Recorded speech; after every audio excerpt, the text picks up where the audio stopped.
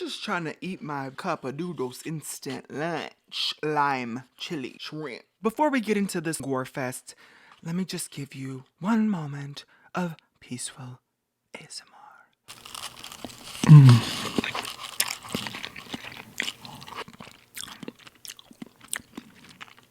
Get me the Foleys, cause I am ready to work.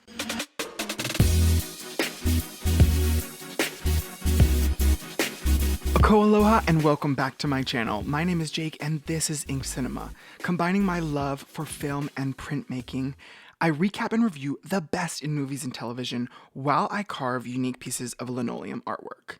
In today's episode of Ink Cinema, we're talking Evil Dead Rise, while making a print of this very cute kitty so we can distract ourselves from the bloody plot that is this messy movie. So anytime you might get a little spook-magooked, look at the cat. Okay, the cat will not lead you astray. Keep watching if you want to hear about the movie without seeing it. Chapters are below, so if you don't want any spoilers, mute me, daddy, or skip to the review. Directed and written by Cronin, who's known for his work on The Hole in the Ground, Evil Dead Rise is a gnarly gore fest. That's exactly what the genre needs right now. Girl, I don't know what I'm channeling, but positive energy. Time for movie in a nutshell. As the sun sets on a lakeside cabin, friends Teresa, Caleb, and Jessica are vacationing, enjoying the serene beauty of nature. Little do they know the forces of evil are brewing, waiting to unleash their wrath upon them. Jessica, who was already not feeling too hot, suddenly becomes possessed by a demonic entity. With superhuman strength, she scalps Teresa with her bare hands. And at this point, I'm thinking, okay, wig. Like, Teresa may not have the top of her head, but she could still live. You know, she could still thrive. She's not done. No, she's not down for the 1, 2, 3 count. She crawls to Caleb, who's chilling on the dock, and Miss Demonic decapitates Caleb using a drone, and then levitates in the air. Yeah. Teresa is left bleeding on the dock, watching in horror as Jessica rises with the epic title card. Take a breath. That's just the opening scene. Lots more where that came from. Yeah. Rewind time by one day and we find ourselves in the bustling city where Beth, an audio technician in the music industry, finds out she's preggo in the bathroom of a dingy-ass bar. She then visits her sister Ellie and her children, Danny, Bridget, and Cassie, in their apartment complex in LA. And if you thought the bar was dingy, you ain't seen nothing yet, cause this shit is dingy-er. The kids leave to grab some pizza, and as they're coming back, an earthquake hits the building, creating a massive hole in the parking lot. Enter the character who is the reason the phrase goes, "Curiosity killed the cat." Danny, an inquisitive idiot, investigates the hole, meaning he jumped into it, and discovers several religious artifacts, including a strange book made of skin and 3 vinyl records.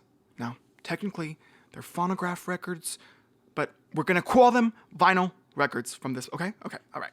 At this point, I'm thinking, babes, you see all these damn crosses and shit hanging everywhere. Do you really think it's a good idea to take these items? The book you literally found in an old bank vault, locked up, that you wouldn't have even found in your entire lifetime unless magically a hole opened up above it.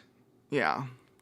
Upon listening to the recordings on the vinyls, Danny realizes that the book, the skin book, is the Book of the Dead.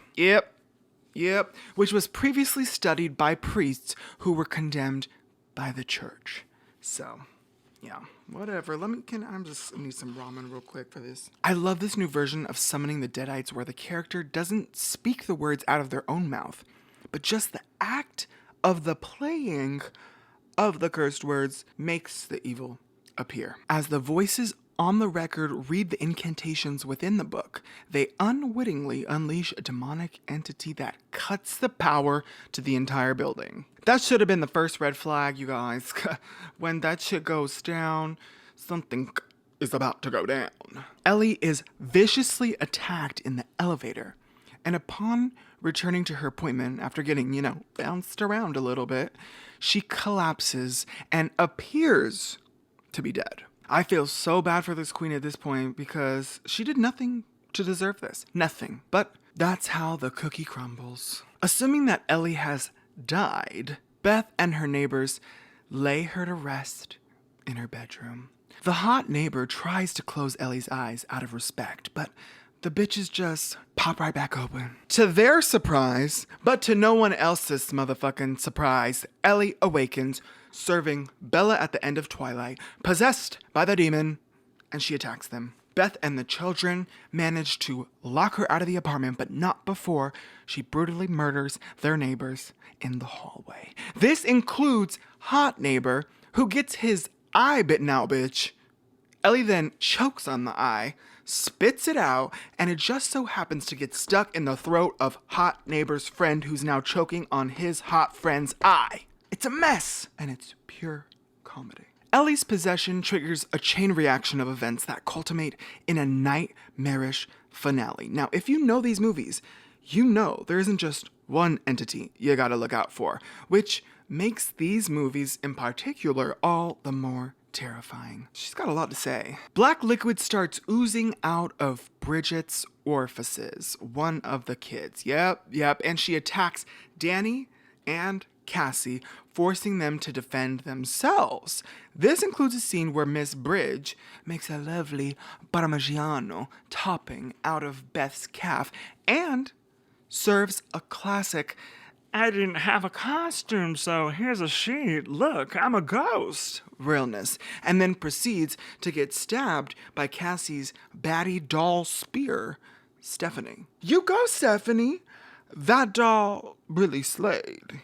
Period. Boots the house fucking down. We then get the iconic scene from the trailer of Miss Ellie trying to convince Cassie to open the door. Yeah, that shit doesn't go well, which is no surprise to anyone. But she then proceeds to crawl through the vents in the building.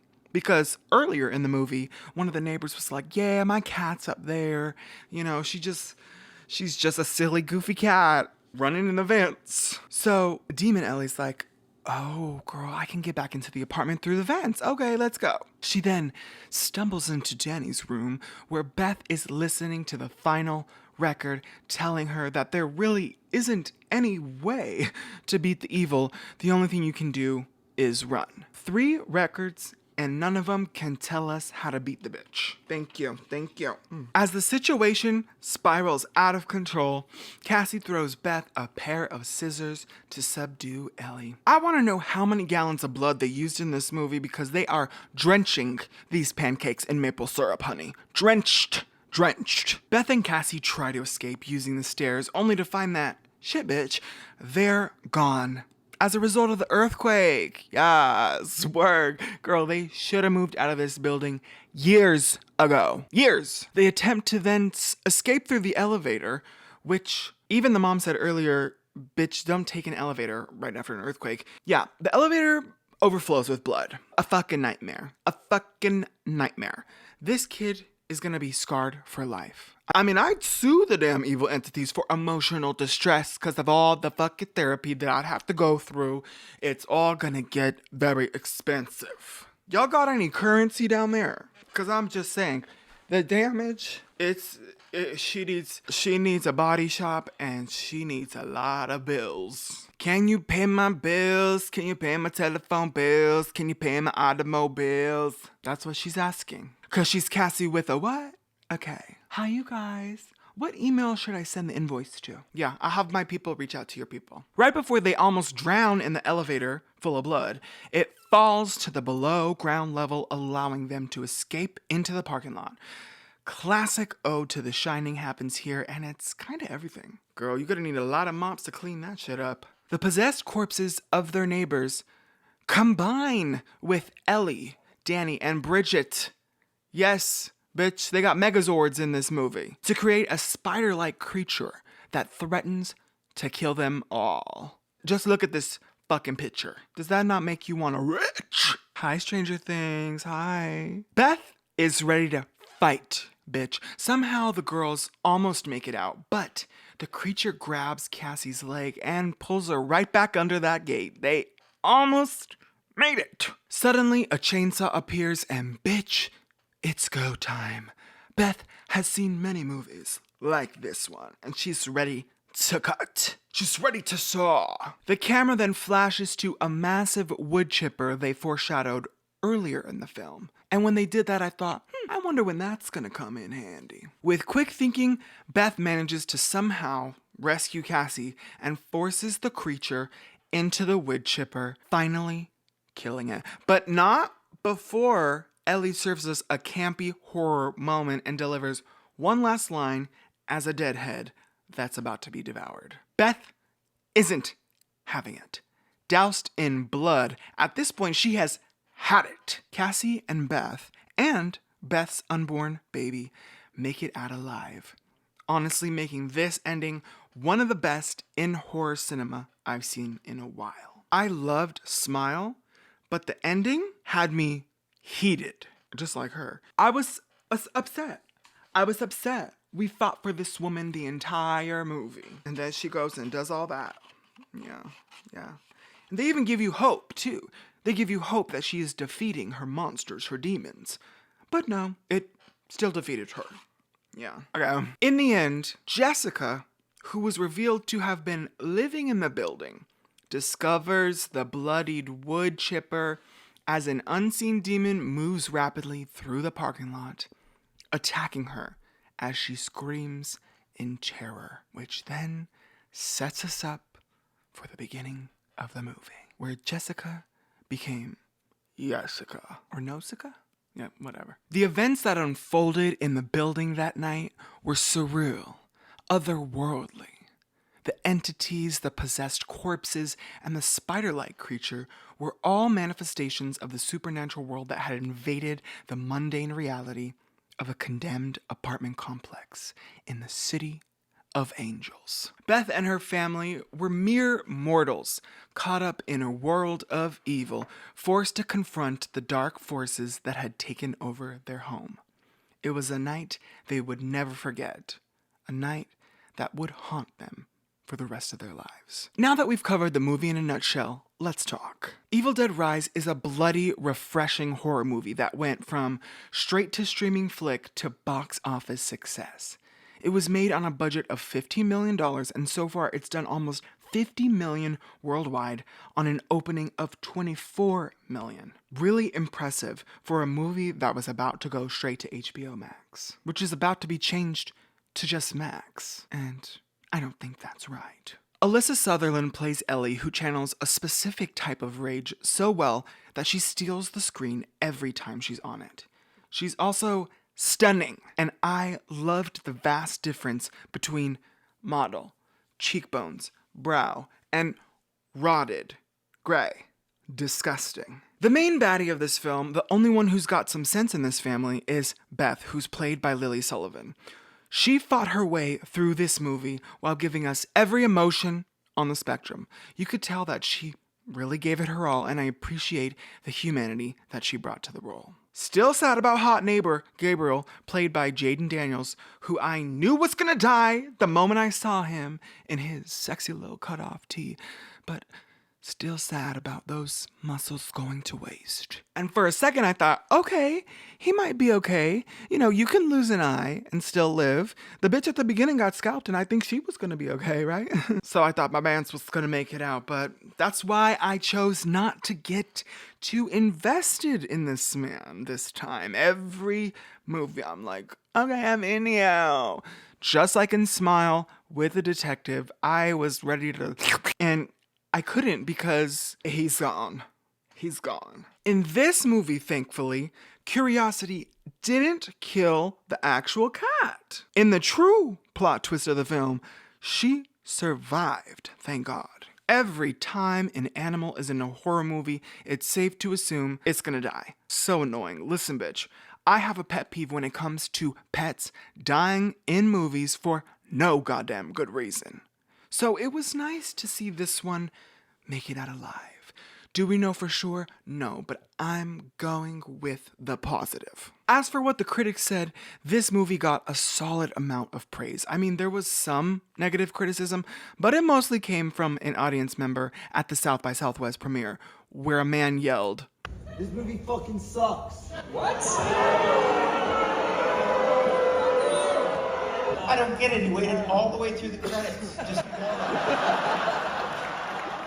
Sir, this is a Chili's. You have every right to your opinion, but do we really have to yell it in front of the people who made the fucking film that you just sat and watched all of? The whole movie, all the credits, the lights came up, the cast is ready for a Q&A, and you're gonna yell that and make a fool of yourself. You never are gonna be welcome back in a movie theater. Ever again. Unless they get a public apology. And I don't know if they did, and I don't care, because that man deserves to watch only streaming for the rest of his life. So fucking rude. You also just saw a movie about possession. You're gonna act all crazy? Yeah.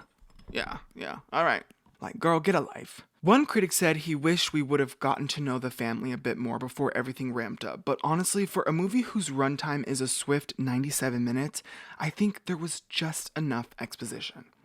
We got the rebellious teen, the stunning mom, the cute kid, the idiotic son, and the grungy sister from out of town who's here to save the day. She also happens to be pregnant, and she's got some tension with her estranged sister. Finally, I think bringing in new blood was exactly what this franchise needed. Tapping Lee Cronin to direct this big studio flick when he comes from an indie horror background is exactly the type of trust we need to be putting into filmmakers today. Yes, we love an industry veteran, but honestly, the oldies have shown lately that even they can have missteps. So putting a beloved franchise into the hands of a true fan, someone who's going to give it his all, is what makes this film so good. The only feature Lee's worked on is called The Hole in the Ground, which I haven't seen, but it clearly inspired something in Sam Raimi that made him trust Lee with his baby. I loved the clear callouts to the classic Evil Dead movies, The Shining, The Exorcist, a little James Wan sprinkled in there, and even a Midsummer reference, intended or not. Lee wrote this movie during the pandemic and found exciting ways to make the mundane, like cheese graters, absolutely terrifying. The setting of this rundown apartment complex gives COVID era, but it never feels like a pandemic film. It never feels like a straight-to-streaming situation. It's clear that Lee Cronin has an intentional style that I really appreciate.